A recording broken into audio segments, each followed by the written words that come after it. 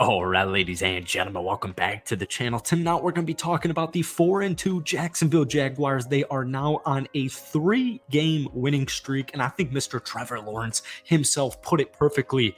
This team is playing complementary. They complement each other offensively, defensively. They are well coached. They clearly have talent. They had a phenomenal second half last season that, even at this point, I don't think people really kind of talked about the Jacksonville Jaguars second half and what they were able to overcome and the way they finished. They won the playoff game, that game against the Chargers. It truly was crazy. It truly was special. And although it took, a couple of weeks, and I honestly still don't think this team is playing anywhere close to the level they're capable of. Doug Peterson actually kind of said it himself with these two quotes. We've just scratched the surface. Guys, we've just scratched the surface. And he also said this is just a glimpse of what we can be. So I think Lawrence and Peterson, I think that they put it absolutely perfectly. Trevor Lawrence looks like Trevor Lawrence. If you watch Jaguars games last season, you have full faith. And I think the rest of the league also has full faith in Trevor Lawrence's ascension to stardom. His arm actually looks like it has more pop. It looks like there's more zip on the ball. We know he sees the field well. We know he knows where to throw the football. I do have to say he is currently injured. You've got the Saints on Thursday night. If he's not 100%, I would honestly just rush it, or wouldn't rush him. I would sit him because after this week, you have a road game against Pittsburgh. Then you have your bye week. You can get fully healthy there, and you've got some big divisional games following it. But this defense, the offense, the coaching, I absolutely love the Jacksonville Jaguars right now, and that's what we're going to talk about in tonight's video. But before we do, if you guys enjoy it, be sure to hit that like button, hit that sub button for daily NFL content.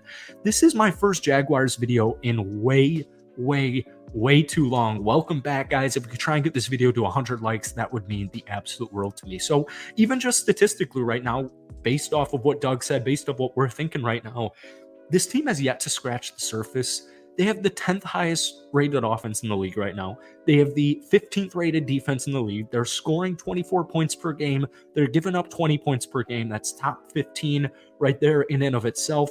They're second in penalties. We know it's a well-led coach team once again.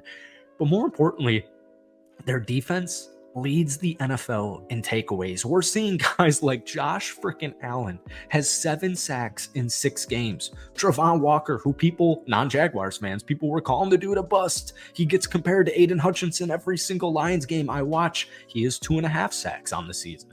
But just one more shout out to Mr. Josh Allen. 7 sacks in 6 games. No, we're not talking about the Buffalo Bills QB. Josh Allen has 7 sacks in 6 games, and I have not heard about it anywhere across the league right now outside of Jaguars fans. Andre Sisco with 3 interceptions. Folks, we've played 6 games. He's not alone there. Darius Williams, he also has 3 interceptions. Once again, folks, we have played 6 games. He also has 9 pass deflections. Foye Oluokun, Devin Lloyd, these guys look great. They're young talent that we know, we saw it last season. We know, guys like the 2 players I mentioned. You bring in Foye from the Atlanta Falcons, draft Devin Lloyd, you draft Travon Walker. These guys are starting to acclimate nicely to the National Football League. And once again, it's just the tip of the iceberg. But when I have a guy like Trevor Lawrence, and you know what, we'll use the Indianapolis Colts game as a great reference because, by the way, the fact that they were able to win that Atlanta game, the fact that they were able to beat the Buffalo Bills, you come back home, people are thinking, this team's going to be gassed. I'm thinking to myself, this team's going to be gassed. I get that they have time to acclimate back to, Eastern Standard Time or whatever, but travel in and of itself wears you down. It wears you physically, it wears you down mentally. And I think if you watched that Jaguars game this past Sunday against the Indianapolis Colts, I get it, man. You're playing a backup quarterback. So what are you supposed to do when you're a team that just made the divisional round, you are at home, and you're playing a team in your division with a backup QB? What are you supposed to do? Well, obviously, you're supposed to win it. And I think Jaguars fans would appreciate what I'm about to say here. That game especially, Jacksonville didn't play perfect. It wasn't a pretty win. Their defense did a phenomenal job, but offensively, Trevor Lawrence, 20 of 30, only 181 yards, 2 touchdowns, and an interception. Now, keep in mind, when you have the lead at 21-6 at halftime, you score 10 unanswered points, you're up 31-6. The game's kind of over there. But The offense in that game specifically, they didn't play lights out and they still demolished Indianapolis. Backup QB, no backup QB, I don't give a damn. You're playing a divisional game. The Colts are going to play you hard. Every NFL team's going to play you hard, especially, but a divisional game, they're going to play you even harder. I love what I see. Travis Etienne, 18 carries, 55 yards, 2 touchdowns. He's on pace for 1,200 rushing yards this season. And then we get to Trevor Lawrence's weapons. Christian Kirk. Now, Christian Kirk's coming off a season where he had 1,200 receiving yards.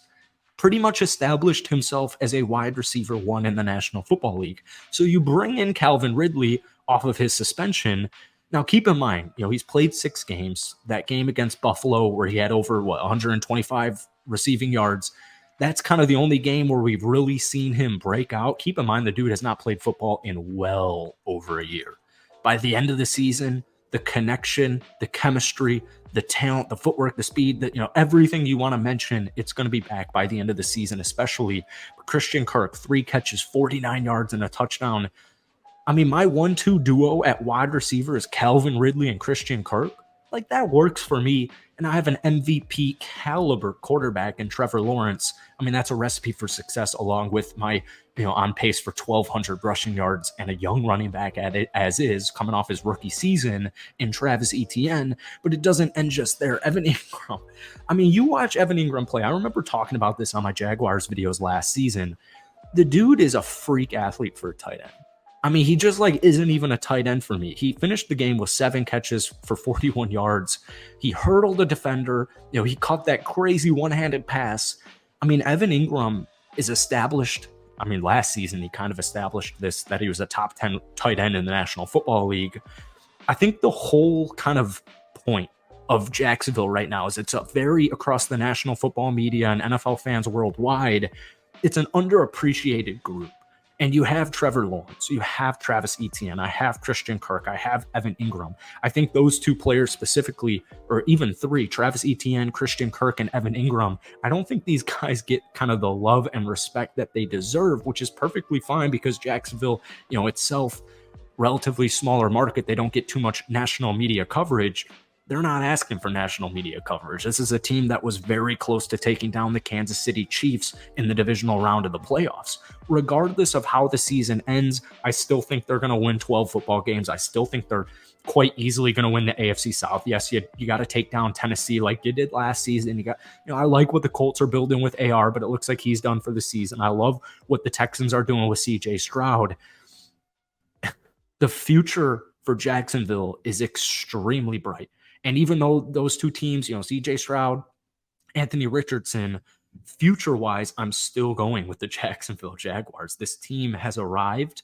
We saw it last season with the way they rallied back in the second half, the way they won that playoff game, how close they were to Kansas City in the playoffs.